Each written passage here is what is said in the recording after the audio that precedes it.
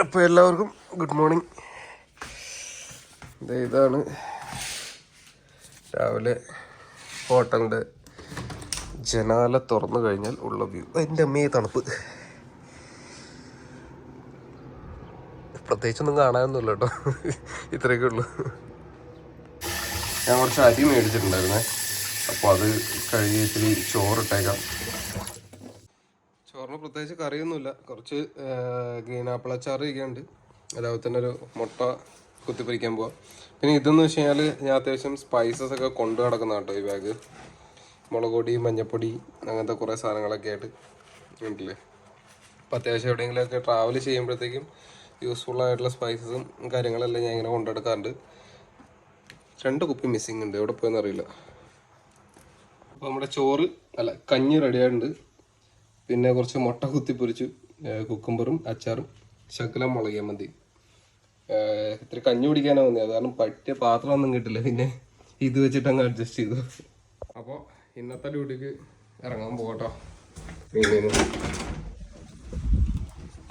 കൊള്ളാലോ.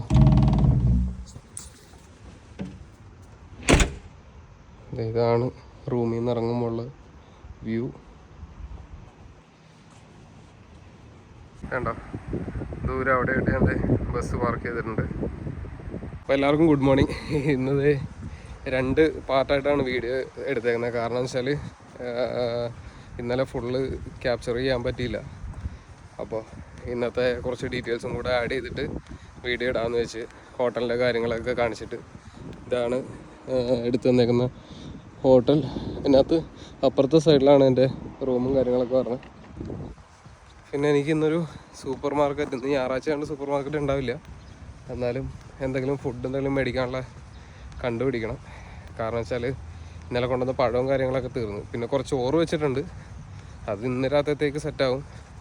പക്ഷേ നാളെ രാവിലെ കുക്ക് ചെയ്യണമെന്നുണ്ടെങ്കിൽ ഇന്ന് മേടിച്ചാലേ പറ്റുള്ളൂ. അതാ ദൂരെ ഒരു പാടത്തിൻ്റെ അടുക്ക് നമ്മുടെ ബസ് കിടക്കണമുണ്ടോ, സൂം ചെയ്ത് കാണിക്കാം.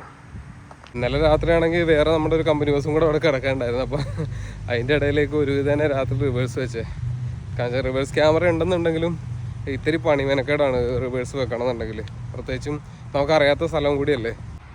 കണ്ടോ മറ്റേ മഞ്ഞക്കടലിൽ മുങ്ങിക്കിടക്കണ പോലെ കിടക്കണമുണ്ടോ. എനിക്ക് ഈ കമ്പനിയിൽ ഞാൻ ഓടിച്ചതിൽ വെച്ച് ഏറ്റവും ഇഷ്ടമുള്ള വണ്ടി ഇതാട്ടോ. ഇങ്ങനെയൊന്നും ഇവിടെ റോഡ് ക്രോസ് ചെയ്യാൻ പാടില്ല ശരിക്കും, പക്ഷേ നമ്മളങ്ങ് ക്രോസ് ചെയ്യുക. പിന്നെ വെച്ചാൽ വലിയ ട്രാഫിക്കും കാര്യങ്ങളൊന്നുമില്ല. സോറി, അതിൻ്റെ ഇടയിൽ കൈ കയറിപ്പോയി. സ്വിറ്റ്സർലൻഡിന് കുറച്ച് ഇപ്പുറമായിട്ടുള്ള ഒരു ചെറിയ ഗ്രാമമാണിത്. അപ്പോൾ ഇവിടെ നിന്നുള്ള ട്രെയിൻ സർവീസ് നടത്താൻ വേണ്ടിയിട്ട് നമ്മൾ വന്നേക്കണം. അപ്പോൾ പിന്നെ വണ്ടി കിടക്കുന്നു. അയ്യോ കൈ. രാവിലെ തന്നെ സ്റ്റാർട്ടാക്കി എയർ കയറ്റി. ഡീസൽ ഞാൻ സത്യം പറഞ്ഞ ഇന്നലെ നോക്കിയില്ല, ഉണ്ടെന്ന് തോന്നുന്നു, 1 ടാങ്ക് എടുത്തുണ്ടെന്ന് തോന്നുന്നു. അത് മതിയാകും ഇന്നത്തേക്ക് ഓടാനായിട്ട്. ഇന്നത്തേക്കും നാളെ രാവിലത്തേക്കും മതിയാകും. അപ്പോൾ ഫസ്റ്റ് വണ്ടി ചുറ്റും നടന്നു നോക്കട്ടെ, ടയറെല്ലാം ഉണ്ടാവും നോക്കട്ടെ. ആരെങ്കിലും ഊരിക്കൊണ്ട് പോയെന്ന് അറിയത്തില്ലല്ലോ. കുഴപ്പമൊന്നുമില്ല, ഈ സൈഡ് കുഴപ്പമൊന്നുമില്ല. ഓക്കേ. ഇന്നലെ ചെറുതായിട്ട് വണ്ടിക്കൊരു കംപ്ലൈൻറ്റ് കിട്ടി, പക്ഷെ അത് പെട്ടെന്ന് തന്നെ 1 മണിക്കൂറിനുള്ളിൽ തന്നെ മെഴ്സിഡീസിൽ നിന്ന് ആൾ വന്നു, അവർ റെഡിയാക്കും ചെയ്യും കേട്ടോ. MSP-LY 305 ആണ് നമ്മുടെ ചിക്കൻ.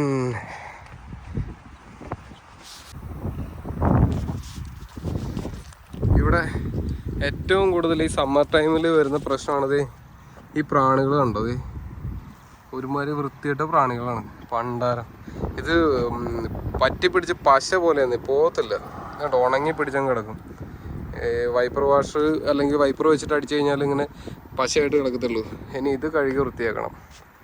കണ്ടോ വണ്ടിയുടെ ഫ്രണ്ടിലൊക്കെ പറ്റിപ്പിടിച്ച് കിടക്കുന്നുണ്ടോ. ഭയങ്കര ബുദ്ധിമുട്ടാണ് ഈ സാധനമുള്ള കാരണം. വണ്ടി നമുക്ക് അറിയാത്ത സ്ഥലമായ കാരണം എപ്പോഴും ഞാൻ ലോക്ക് ചെയ്ത് കിടത്തുള്ളൂ, ഇല്ലയെന്നുണ്ടെങ്കിൽ അത് പണിയാണ്. വണ്ടിയിൽ ഇമ്പോർട്ടൻ്റ് ആയിട്ടുള്ള സാധനങ്ങളൊന്നുമില്ല, എന്നാൽ പോലും അത് സേഫ്റ്റിക്കാണ് നല്ലത്. ഇത് മാത്രമല്ല, നമുക്കിനി ഡോറുകൾ നിരന്ന് കിടക്കുക.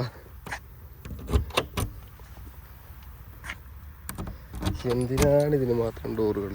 അതിൻ്റെ ഇടയിൽ ഇങ്ങനൊരു സാധനം.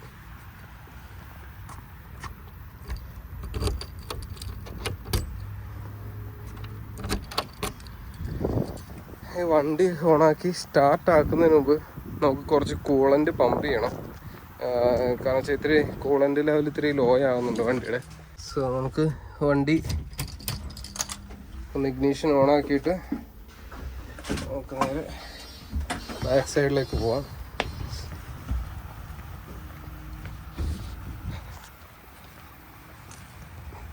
അത്യാവശ്യം നല്ല വെയിലുണ്ട് കേട്ടോ ഇപ്പോൾ ഇവിടെ. നാട്ടിലത്രയും ചൂടില്ലെങ്കിലും അത്യാവശ്യം ചൂടുണ്ട്.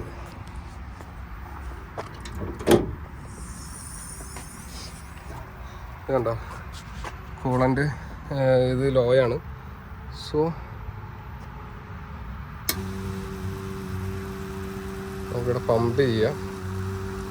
കണ്ടോ, ഇവിടെ ഞെക്കി പമ്പ് ചെയ്യുമ്പോഴത്തേക്കും അതിൻ്റെ സിസ്റ്റം എങ്ങനെയാണെന്ന് കറക്റ്റായിട്ട് പറഞ്ഞുതരാൻ എനിക്കറിയില്ല. പക്ഷെ എന്നോട് ഇങ്ങനെ കാണിച്ചു തന്നു ഇങ്ങനെ ചെയ്യുമെന്നും പറഞ്ഞിട്ട് അതനുസരിച്ച് ഞാൻ ചെയ്യുന്നത് കേട്ടോ.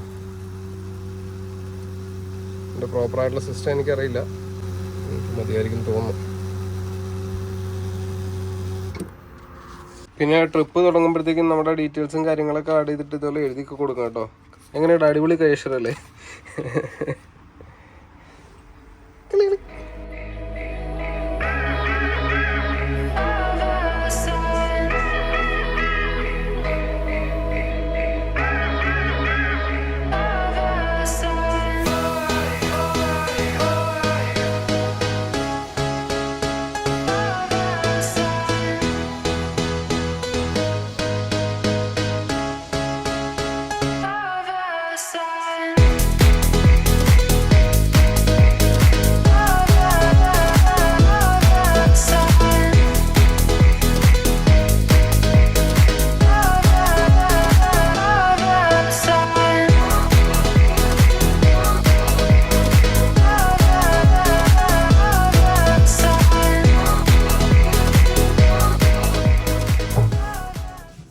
നോർമലി നമുക്ക് ബസ് ക്ലീൻ ആക്കേണ്ടി വരാറില്ല.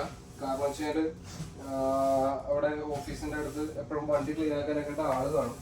പക്ഷെ ഇപ്പം എന്ന് വെച്ചാൽ ഞാൻ അവിടുന്ന് ഓഫീസിന്റെ സൈഡിൽ നിന്നൊക്കെ ദൂരം മാറിയിട്ടാണ്, ഒരു 3 മണിക്കൂർ അപ്പുറത്താണ്. അപ്പോൾ ഇത് നമ്മൾ തന്നെ ക്ലീൻ ആക്കണം. വലിയ പണിയൊന്നുമില്ല, ഉള്ളു മാത്രം ക്ലീൻ ആക്കിയാൽ മതി. അതിന്റെ പുറം നമ്മൾ വാഷിംഗ് സർവീസ് സെന്ററിൽ കൊണ്ടിട്ട് കഴുകുള്ളൂ.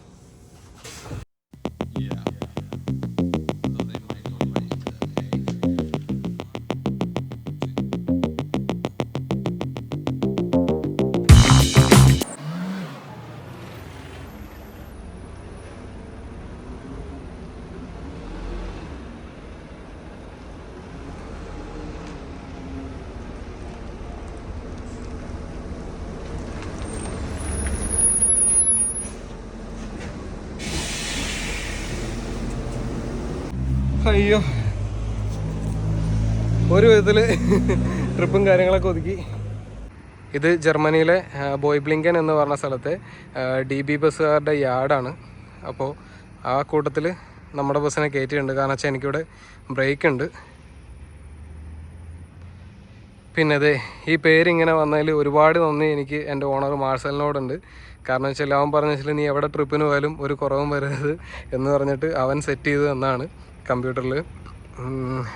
ഒരുപാട് നന്ദിയുണ്ട് മാർസലിനോട്. ഇവിടെ മാത്രമല്ല, ഇത് ഇവിടെ ഈ സൈഡുണ്ട്. അതേപോലെ തന്നെ നമ്മുടെ വണ്ടിയുടെ പുറകിലേക്ക് പോയി കഴിഞ്ഞാൽ അവിടെയും ബോർഡിൽ കാണാൻ പറ്റും. നമ്മുടെ കമ്പനി ലിസ്റ്റ്.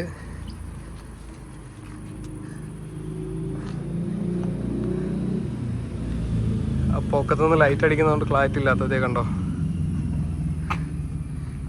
ഇന്നത്തെ വീഡിയോ സത്യം പറഞ്ഞാൽ ഇത്രയേ ഉള്ളൂ. സിമ്പിളായിട്ട് ഒരു വീഡിയോ ഉണ്ടാക്കിയാണ്. കാരണം വെച്ചാൽ ഈ 2-3 ഡേയ്സിൻ്റെ ഉള്ളിൽ പെട്ടെന്ന് എനിക്ക് ഉണ്ടാക്കാൻ ടൈം കിട്ടിയില്ല. ഇതിൽ കുറച്ച് ഇൻഫർമേഷൻസ് ഞാൻ പ്രൊവൈഡ് ചെയ്യാം. എന്തൊക്കെയാണെന്ന് വെച്ച് കഴിഞ്ഞാൽ, മാൾട്ടയിൽ ലൈസൻസ് എടുക്കാനായിട്ട് എത്ര നാൾ വരും, അല്ലെങ്കിൽ എത്ര നാളെടുക്കും ലൈസൻസ് എടുക്കാനായിട്ട്, അല്ലെങ്കിൽ അതിൻ്റെ കോസ്റ്റ് എത്രയാണെന്നുള്ളത്. ഓൾമോസ്റ്റ് ഒരു 1.5 year എടുക്കും, അല്ലെങ്കിൽ 1.5 വർഷം എടുക്കും മാൾട്ടയിൽ നമുക്ക് ലൈസൻസ് എടുക്കാനായിട്ട്. കാറിൻ്റെ ലൈസൻസും ബസ്സിൻ്റെ ലൈസൻസും. കോസ്റ്റ് ഒരു 1800 euro അടുത്താണ് എനിക്ക് എൻ്റെ ഓർമ്മയിൽ, ഞാൻ അവിടെ നിന്ന് പോരുന്നതിന് മുമ്പ്. പിന്നെ ഇപ്പം എന്തെങ്കിലും മാറ്റം വന്നിട്ടുണ്ടോയെന്ന് എനിക്ക് അറിയില്ല. പിന്നെ കൂടുതൽ ആൾക്കാർ ചോദിച്ചേക്കുന്ന ക്വസ്റ്റ്യൻ നാട്ടിലെ ലൈസൻസ് ഇവിടെ വന്നിട്ട് കൺവേർട്ട് ചെയ്യാൻ പറ്റുമെന്നാണ്. നാട്ടിലെ ലൈസൻസ് നമുക്ക് ഇവിടെ വന്നിട്ട് കൺവേർട്ട് ചെയ്യാൻ പറ്റില്ല. പകരം നമുക്ക് ഇവിടെ യൂറോപ്യൻ ലൈസൻസ് ഉണ്ടെങ്കിൽ മാത്രമേ നമുക്ക് ജർമ്മനിയിൽ നമുക്ക് ലൈസൻസ് കൺവേർട്ട് ചെയ്യാൻ പറ്റുള്ളൂ. പിന്നെ ചെയ്യാവുന്ന കാര്യം എന്ന് വെച്ചാൽ നാട്ടിൽ നിന്ന് ഇപ്പോൾ കുറച്ച് ആൾക്കാർ, കുറച്ച് ഒരുപാട് ആൾക്കാർ പോളണ്ടിലേക്ക്, ഹംഗറിയിലേക്ക്, പിന്നെ ചെക്കോസ്ലോവാക്യയിലേക്കൊക്കെ കയറി വരുന്നുണ്ട്.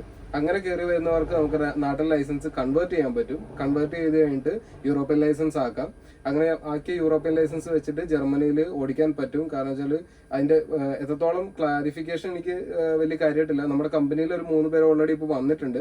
അപ്പോൾ അവരുടെ ഒരു കുറച്ച് കഴിയുമ്പോഴത്തേക്കും നമുക്ക് അറിയാൻ പറ്റും അത് എത്രത്തോളം പോസിബിൾ ആണ്, അല്ലെങ്കിൽ ആ ലൈസൻസ് വെച്ചിട്ട് നമുക്ക് ഇവിടെ കണ്ടിന്യൂ ചെയ്യാൻ പറ്റുമോ, ആ ലൈസൻസ് വെച്ചിട്ട് തന്നെ നമുക്ക് ലൈഫ് ലോങ് കൂടെ ഓടിക്കാൻ പറ്റുമോ എന്നുള്ളതിന്റെ ക്ലാരിഫിക്കേഷൻ എനിക്ക് കിട്ടിയിട്ടില്ല. അത് കിട്ടിക്കഴിഞ്ഞാൽ ഉറപ്പായിട്ടും ഞാൻ നിങ്ങളിലേക്ക് അതിന്റെ ഡീറ്റെയിൽസ് ഞാൻ പ്രൊവൈഡ് ചെയ്യാം. പിന്നെന്ന് വെച്ചാൽ കുറെ ആൾക്കാർ ചോദിച്ചാൽ ഗൾഫിലെ ലൈസൻസ് നമുക്ക് ഇവിടെ കൺവേർട്ട് ചെയ്യാൻ പറ്റുമെന്നുള്ളത്. ഗൾഫിലെ ലൈസൻസ് നമുക്ക് ഇവിടെ കൺവേർട്ട് ചെയ്യാൻ പറ്റില്ല. കാരണം വെച്ചാൽ യൂറോപ്യൻ ലൈസൻസ് തന്നെ നമുക്ക് വേണം. അത് ഗൾഫിൽ ലൈസൻസ് ഉണ്ടെന്ന് പറഞ്ഞിട്ട് നാട്ടിലെ ഹെവി ലൈസൻസ് ഉണ്ടെന്ന് പറഞ്ഞിട്ട് കാര്യമില്ല. കാരണം വെച്ചാൽ ഇവിടെ വന്നു കഴിഞ്ഞാൽ ഉറപ്പായിട്ടും നമ്മൾ ലൈസൻസ് കൺവേർട്ട് ചെയ്ത് നടക്കില്ല. ഇവിടുന്ന് വന്നിട്ട് യൂറോപ്യൻ ലൈസൻസ് തന്നെ എടുക്കണം. പിന്നെ കുറെ കമന്റുകൾക്കൊക്കെ മാക്സിമം ഞാൻ കമന്റ് ബോക്സിൽ തന്നെ റിപ്ലൈ കൊടുക്കാൻ ശ്രമിക്കാറുണ്ട്. കാരണം എന്ന് വെച്ചാൽ അടുത്ത വീഡിയോയിൽ പറയാം, അല്ലെങ്കിൽ അടുത്ത വീഡിയോയിൽ ഞാൻ അതിന്റെ ഡീറ്റെയിൽസ് പ്രൊവൈഡ് ചെയ്യാന്ന് പറയുന്നില്ല. കാരണം എന്താണെന്ന് വെച്ചാൽ ആ ഒരാഴ്ച വെയിറ്റ് ചെയ്യുന്നതിലൂടെ അയാളുടെ അത്രയും വിലപ്പെട്ട സമയം കൂടി ആയിരിക്കും പൊയ്ക്കൊണ്ടിരിക്കുന്നത്. കാരണം വെച്ചാൽ അതുകൊണ്ട് തന്നെ മാക്സിമം ഞാൻ അങ്ങനെയുള്ള കാര്യങ്ങൾ, ചെറിയ ചെറിയ കാര്യങ്ങളൊക്കെ ഞാൻ പ്രൊവൈഡ് ചെയ്യാൻ ശ്രമിക്കാറുണ്ട്. ഇൻ കേസ് അങ്ങനെ എന്തെങ്കിലും വിട്ടുപോകുന്നുണ്ടെങ്കിൽ ഈ പറഞ്ഞ വീഡിയോയുടെ അല്ലെങ്കിൽ ഈ ചെയ്യുന്ന വീഡിയോയുടെ താഴെ നിങ്ങൾ ഉറപ്പായിട്ടും കമന്റ് ചെയ്യേണ്ടതാണ്. ഞാൻ അത് അടുത്ത വീഡിയോയിൽ അല്ലെങ്കിൽ കമന്റ് ബോക്സിൽ തന്നെ ഞാൻ അത് റിപ്ലൈ ചെയ്യാം.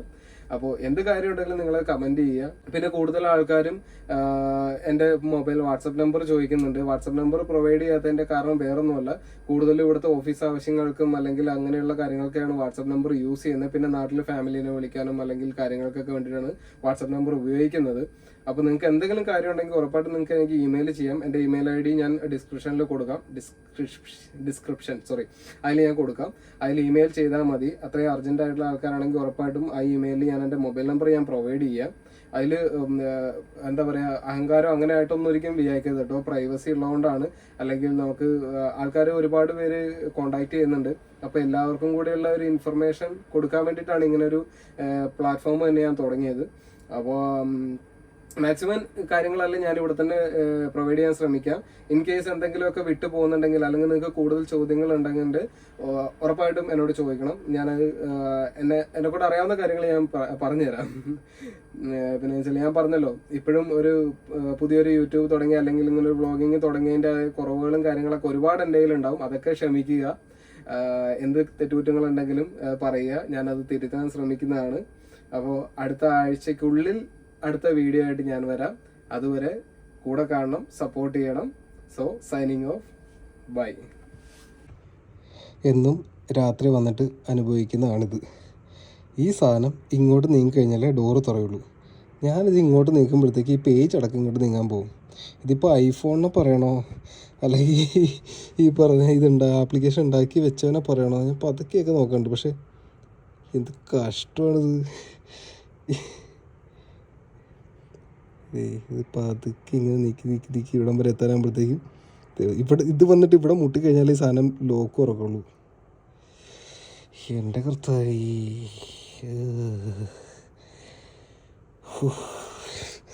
പാമ്പ് കടിക്കാനായിട്ട് ഇത്തിരി സൂം ചെയ്ത് നോക്കിയാലോ. ബെസ്റ്റ്. അയ്യോ, ഇതെന്താണ്? ഇത്രയും നേരം ഇവിടെയാണല്ലോ കിടന്നത്. അതാണിപ്പോൾ ടെക്നിക്ക്. തുറയണില്ലേ? അയ്യോ, തുറന്നല്ലോ. അങ്ങനെ തുറക്കാൻ കണ്ട് രക്ഷപ്പെട്ടു ഗൈസ്. അപ്പോൾ നമ്മുടെ കുഞ്ഞു കൊട്ടാരത്തിൽ എത്തിയിട്ടുണ്ട്. അപ്പോൾ good night, Tata, bye bye.